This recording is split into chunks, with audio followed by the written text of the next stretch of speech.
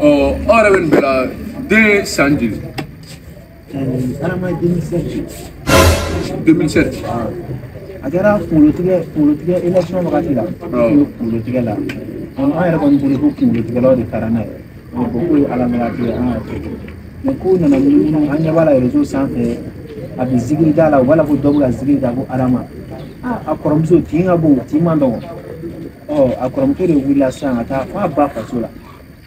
U taalen a selen ba faso la u k'a ma ko awɔ ko dɔ wɛrɛ de k'a dɔw yɛrɛ. Kɔrɔmuso de ko f'a ka kun ye. Sinon Adama in ne yɛrɛ ne ma tɔgɔ da Adama dɛ. Ne y'a tɔgɔ da ko Mohamed. A wolola en 2007. Elle voulait 2007 bien.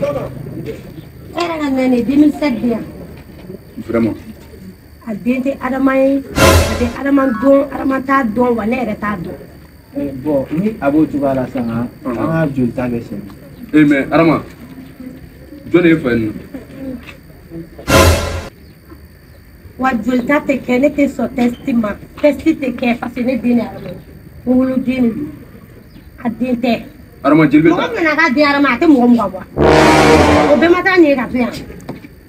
A bɛ mɔgɔ min nana k'a den Adama a bɛ mɔgɔ mugan bɔ. Ayi jɔ, Adama jeli bɛ ta. Ne fa mana min fɔ ne bɛ taa. Ala Adama tɛ tɛmɛ a kɛrɛfɛ. Ala Adama tɛ tɛmɛ a kɛrɛfɛ. Adama dɔgɔnin sigilen tɛ. Cɛkɔrɔba jɔ an b'a kɛ cogo min na. An bɛ taa jeli ta. A bɛ tila ka na ni jeli an bɛ tila ka kuma fɔ plateau in kan tuguni. Jeli tɛ taa. An dun k'a kɛ ten dɛ. An bɛ jeli ta an bɛ na Adama o tɛ yan.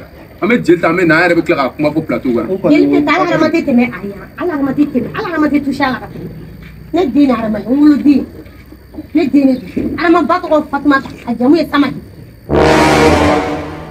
A dun fɔra ko Adama ba a ba tɔgɔ de ko Batuma. Kara design i ye nin fana kɛ tuguni